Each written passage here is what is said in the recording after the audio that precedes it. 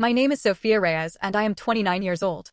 I spent 4 years as a PhD student writing research that won my supervisor 2 grants, a university award, and an invitation to speak at Oxford. Her name was on every paper. Mine was in the acknowledgments section, thanked, briefly, as a graduate research assistant who had provided valuable contributions to the data collection process. I did not collect data. I designed the studies. I built the methodology. I wrote every word. I found out on a Saturday afternoon at an academic conference in Edinburgh, Scotland. I had presented a workshop the previous morning, a 30-minute session on my research approach in behavioral economics, attended by approximately 40 people, which had gone well enough that several attendees had stayed afterward to ask questions and exchange contact details. One of those attendees was a researcher named Dr. Hana Kovac from a university in Prague. She was sharp, specific in her questions, and had the manner of someone who reads everything in her field carefully and remembers what she reads. She found me at the conference reception that evening. She was holding a printed journal article. She slid it across the table toward me and said, in the precise English of someone for whom it is a third language and who has therefore learned to use it with unusual care, I read this paper when it was published 18 months ago. And I am almost completely certain that what you presented this morning is the same methodology. Did your supervisor publish your work? The name on the paper was Dr. Marsh, my supervisor for 4 years. The corresponding author. The sole named author on a paper whose methodology, whose data framework, whose analytical approach, and whose central theoretical argument I recognized the way you recognize your own handwriting. Because it was my handwriting. Metaphorically and, in the draft version sitting on my laptop in my hotel room upstairs, literally. I looked at the paper for a long time. Then I looked at Hana Kovac. Then I said, "Can I keep this?" She said, "I printed it for you." I thanked her. I went upstairs to my hotel room. I opened my laptop. And I started a document I titled with the date and 3 words. Everything I built. Before I take you through what I found over the following 5 months and what I did with it, tell me where you're watching from. Drop it in the comments, I read every single one. Subscribe to Karma Archives before we keep going because this story crosses 3 continents, 6 published papers, and 1 very carefully worded retraction notice that is now part of the permanent academic record. Now let me take you back 4 years, to the beginning of what I thought was a mentorship. I had come to the university's behavioral economics department on a fully funded PhD studentship at 25. My research area was economic decision-making under uncertainty, specifically, how people evaluate risk differently depending on the framing of potential losses versus potential gains. It was a well-established field with significant room for new empirical work, and the department had a strong reputation for exactly the kind of mixed methods research I wanted to do. Dr. Marsh had recruited me specifically. She had emailed me after reading my undergraduate thesis, a piece of work I had spent 18 months on and which had won a departmental prize, and told me that my methodological approach was exactly what this research program needs. She offered me the studentship before I had completed the application process. I was 24 years old and a senior academic had emailed me to say she wanted me in her lab. I accepted before the week was out. What I understood about the arrangement, from the beginning, was that as a PhD student my work would be supervised by Catherine. What I understood about authorship, based on what I had been taught in my undergraduate research methods course, based on what I read in the academic literature, based on what I assumed from conversations with other PhD students, was that a supervisor's contribution to a student's research warranted co-authorship, and that as the student doing the primary work I would typically be listed as first author. This was standard practice. This was what the research ethics guidelines of virtually every major academic institution describe as appropriate. What Marsh had been doing for at least 7 years before I arrived, I would eventually discover this through conversations with 2 previous PhD students who had left academia without understanding why their careers had stalled, was something different. She was not publishing collaborative work with her students as co-authors. She was publishing her students' work as sole author, with the student reduced to an acknowledgement or a footnote. She had built a research reputation, grants, awards, conference invitations on the methodological innovations and empirical work of the people she supervised. The work that made her credible was not hers. It belonged to the students who had spent years in her research program believing that the standard arrangement would eventually produce papers with their names on them and had discovered, upon leaving, that those papers existed under only one name. Hers. I did not know any of this when I arrived. I began my research. I was methodical, thorough, genuinely excited about the questions I was investigating. I produced work quickly. My first full study design was complete within 8 months, my data collection finished by month 14, my analysis by month 18. Catherine reviewed my work at each stage. She asked good questions, she was genuinely intelligent about the field, which was part of why the arrangement had worked for as long as it had. She understood what she was supervising well enough to present it credibly to others. She provided feedback that improved my work at the margins. And she told me, consistently, that we would discuss publication when the time was right and that she was protecting me by not rushing me into print before my ideas were fully developed. I believed her. I was 25, 26, 27. She was 53, with a full professorship and a research record I had admired from a distance. I believed her because the alternative, that she was systematically taking my work, was a thought I had approximately 3 times over 4 years, filed away each time because I did not have evidence and because the thought felt both too large and too paranoid to act on. Then Hana Kovac slid a paper across a table in Edinburgh, and the paranoia turned out to have been accurate documentation of what was actually happening. I spent the rest of that conference weekend in my hotel room. Not in distress, I want to be precise about this, but in the focused, methodical state that I recognize in myself when a problem has become concrete enough to address. The abstract unease I had been carrying for 4 years had just been handed to me in printed form. That was not a wound. That was evidence. And evidence is a thing you work with. I had my laptop. I had my full research archive, every draft, every dataset, every analysis file, every version of every document I had produced over 4 years. All of it backed up to a personal cloud account I had maintained independently of the university system because my graduate advisor in my undergraduate program had told me, as a general professional principle, to always keep copies of everything in a place only I controlled. I had followed that advice without knowing I would ever need it for this reason. I pulled up the paper Hana had given me. I pulled up my own files. I laid them side by side on my screen. The paper was titled differently. The framing introduction was different, Catherine's prose, not mine, with the particular formal register of someone who had been writing academic papers for 30 years. But the methodology section, the specific framework I had developed for measuring loss aversion under varied framing conditions, the experimental design I had built and refined over 14 months, the analytical approach I had constructed from a combination of established behavioral economics tools and my own innovations, was mine. The language was different, but the architecture was identical. The figures were re-rendered, but the underlying data structure was the same structure I had built. It was my work. In a journal with her name on it. I searched the journal database from my hotel room that night. 6 papers. Published over 4 years, the first appearing 11 months after I had joined her research program. 6 papers. Each one drawing on a distinct phase of my research. Each one published under her sole authorship. Each one in a reputable peer-reviewed journal. Each one contributing to the research reputation that had won her 2 significant grants and a university award for research excellence. I found the university award citation on her department profile page. It described her innovative methodological contributions to behavioral economics. The methodological contribution cited specifically was the framework I had spent 14 months developing. I closed the laptop. I sat in the dark of my hotel room for a while. Then I ordered room service, because I had not eaten since breakfast and I was going to need to think clearly for a long time. I ate. And then I opened a new document and I started writing down, in careful order, everything I needed to do and in what sequence. I had 4 items on the list. Get an advisor who understood research integrity procedures. Document every instance of apparent misappropriation across all 6 papers. Contact the journal editors. File with the university's Research Integrity Committee. In that order. Only in that order. Because I understood, I had done enough reading on research misconduct procedures in the hours since the conference reception to understand this clearly. That the sequence in which these actions were taken would determine whether I was seen as a credible complainant or as a disgruntled student with a grievance. The former required documentation so thorough that no one reviewing it could reasonably conclude the latter. I had 4 years of documentation. I had built it accidentally in the course of being a thorough researcher. I had drafts of everything. I had version histories. I had email threads with Catherine in which I had described my methodological decisions in detail, and she had responded with feedback that confirmed she was receiving this work from me, not generating it herself. I had lab meeting notes, taken by me, emailed to the group, time-stamped, that recorded the development of ideas across 4 years. I did not know, sitting in that hotel room, exactly how strong the documentation was. I would learn that over the following 8 weeks. What I knew that night was that I had enough to begin, and that beginning in the right way was the only thing that mattered. I flew home on Sunday. I started making calls on Monday morning. The person I called first was not an attorney. It was a woman named Dr. Priya Anand, a former professor of mine from my undergraduate institution who now sat on a National Research Integrity Advisory Board. I had stayed in touch with her loosely over the years because she was the kind of mentor who remained contactable and because I had the instinct, as a researcher, to maintain relationships with people whose judgment I trusted. I told her what I had found. She listened without interrupting. When I finished, she said, "Sofia, I want you to listen carefully because what I'm going to say is important." She said the situation I was describing was research misconduct. Not a misunderstanding about authorship norms. Not a disagreement about contribution. Research misconduct, specifically, the misappropriation of a student researcher's work and its publication under a supervisor's sole name without disclosure of the student's role. She said it was more common than the academic public knew and less commonly addressed than it should be.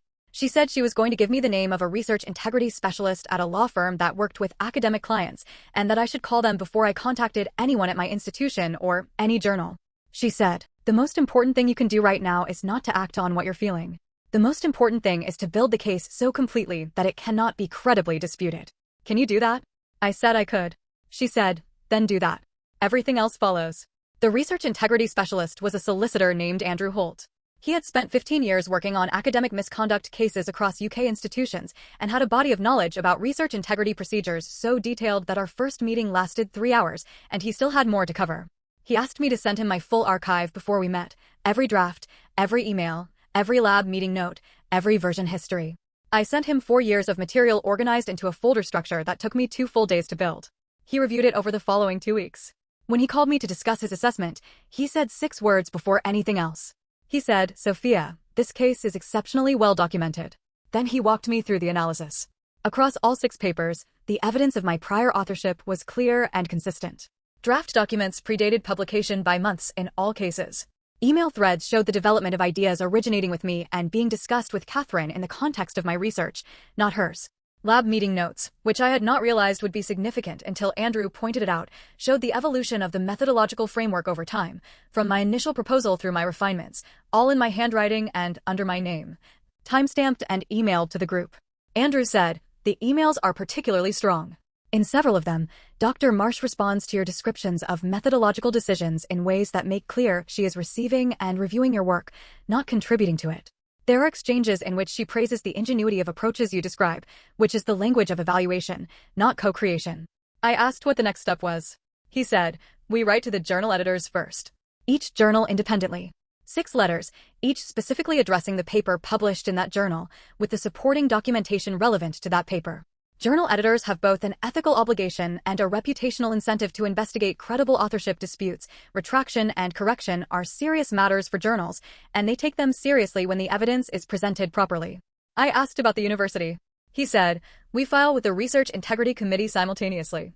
The committee has jurisdiction over Dr. Marsh's conduct as an employee and supervisor. The journals have jurisdiction over the published record. Both need to be addressed, and both processes run better when they're initiated at the same time. Neither can dismiss the situation as something being handled elsewhere." I asked about Catherine. He said, "She is notified as part of both processes. But you do not contact her directly. Not before the letters go out, not after. Everything goes through the formal channels." I said I understood. He said, "One more thing, Sophia. This process will take time. Research integrity investigations are thorough by design. You should expect 6 to 12 months before final outcomes. Can you continue your PhD during this period?" I said I could. My funding ran for another 8 months. I had a thesis to complete. The work was mine regardless of what had been taken from it. He said, "Then finish the thesis. Document your current work the same way you documented the previous 4 years. And let the processes run." I went back to my desk. I opened my research files. I continued building the work that had always been mine. I want to pause here because I know what this story sounds like at this point in the telling. It sounds like someone moving through a difficult situation with unusual composure. And I want to be honest about the gap between how the story sounds and how those months actually felt. Catherine Marsh had been my supervisor for 4 years. She had written my reference letters. She had reviewed my thesis chapters. She had sat across from me in weekly supervision meetings and asked thoughtful questions about my research and told me, regularly, that I was one of the strongest students she had supervised. I had believed her. I had trusted her with 4 years of my intellectual life. And the specific grief of discovering that someone who appeared to invest in you was actually extracting from you, that grief does not go away because you have good legal advice and strong documentation. I want to name that honestly because I think stories like this sometimes present the person at the center of them as fully armored by their righteousness. I was not fully armored.